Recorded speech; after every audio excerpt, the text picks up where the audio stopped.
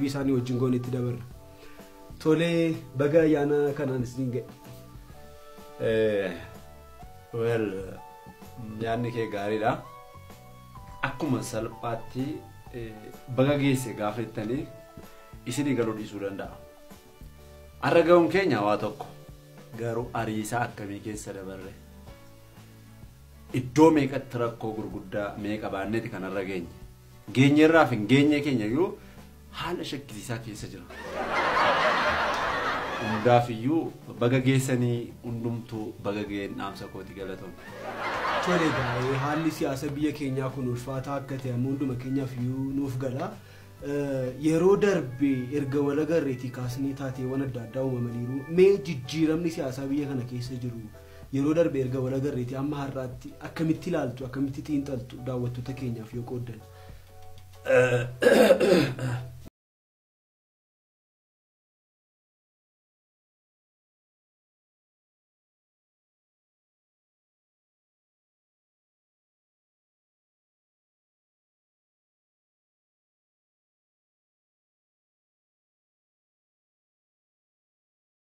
Kutuu fuudhee olii gadi fiigaa ture.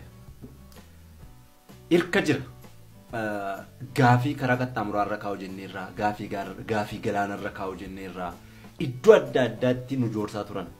Tolee, kun akkam ta'a fudhatanii olii gadi fiiguu qabu moo uummanni maal gochuu qaba kan jedhu gaaffiin illee sirraa ka'ee ture. Yeroo sana ergaa tokko dubbadheen turan.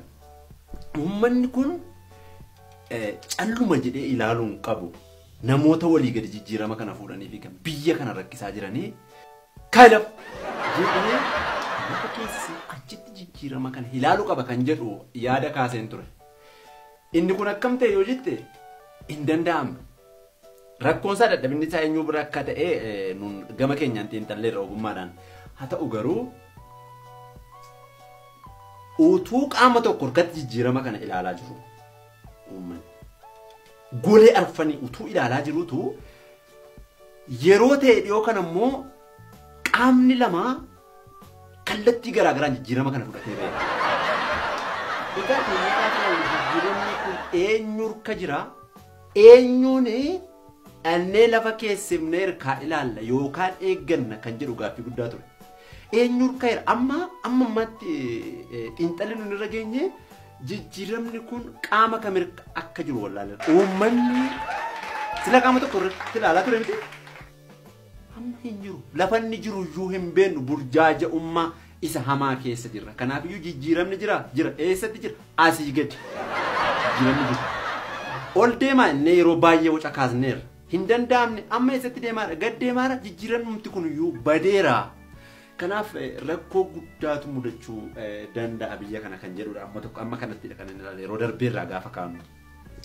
Tolee baay'ee galatoomaa xiinxala gadi fagoodha kan xiinxaltanii utuma asooftaniin waa yaadadhe gidduutti yeroo darbe gaafiif deebii kana isiniif godhu barumsa kana badaan baranne akkasumatti natti dhufeema jennaananii gaafiif deebii kana sii godhee naan jettanii turtan mee isarratti yaada akkamii qabdu? Kun taaktika siyaasa. Simoodha kun argiteetta namni barate namni biyya tokkoof dubbatu yookaan uummata kanaaf dubbatu amma akka hariyamu. In baranne jennee yoo dubbanne namoonni baratan amma mari'amaa akka jiran amma miidhamaa akka jiran argaa jirra. Kanaaf sana fayyadamneetu hin baranne jenne malee amma kutaa jaatti baradheera. Tolee gaa kutaa ja'a barachuu dhumti sun iyyuu amma haala amma jiruun nama barate nama jechisiisaa oonni jedhu daawwattoota keenyatti yoo gaaffii ta'e isaaf deebii maalii qabdu? Isumaan sitti maa jira? Miidiyaarra jirra eenyumtiin kutaa ja'atti dhaamne taaktika biraa.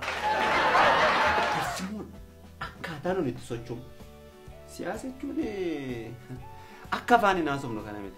Kanaaf joomatti hin dhaabemmayyuu ja'a hin baranne jechuudha. Daawwattoonni keenya akkuma sanatti fudhatan kutaa ja'atti akka nama dhiisetti fudhatanidha. Tolee gaa amma daawwattooti keenyas mana isaanii ta'anii ayyaana kana kabajaa jiru. Yeroo muraasa booddee immoo biyyi keenya akka biyyaatti filannootti adeemaa jirti. Kanaaf iyyuu filannoo kanaaf uummati keenya qophii akkamii haa godhu jettu yookiin maaltu uumama jettanii yaaddu ofii keessaniin gaafa fuulduratti xiinxaltan? Tole gaaffii bareedaadha kun gaaffii haala yerooti. Egaa biyya kana keessatti namoonni beektonni jiru jedhaman akka koo.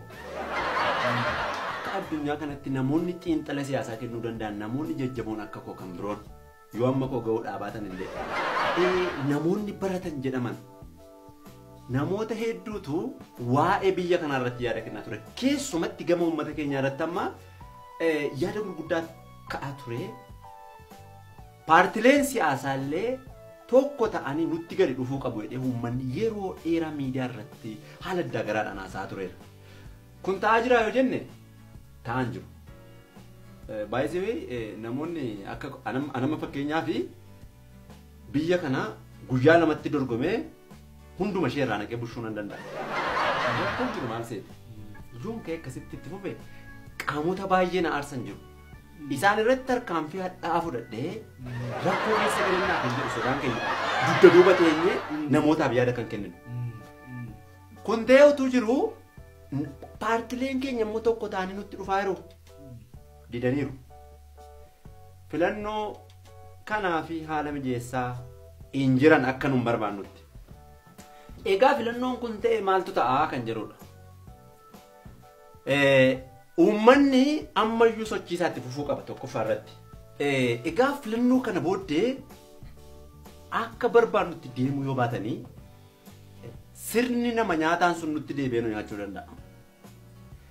Inni nu nyaachuu fuuldura garuu tarkaanfii biraan jiraachuu danda'a.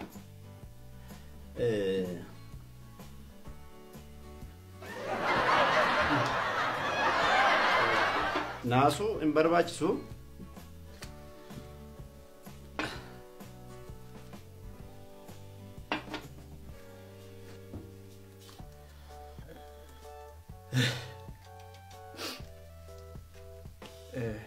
Isa booddee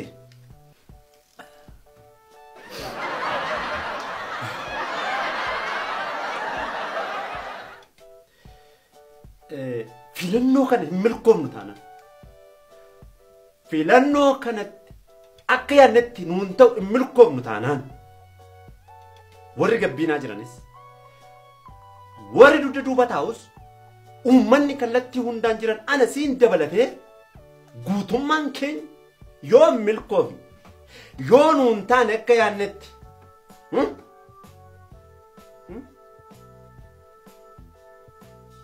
hundi keenya duukamiin deemnee olii wajjin foon diimina nyaachuu keenya.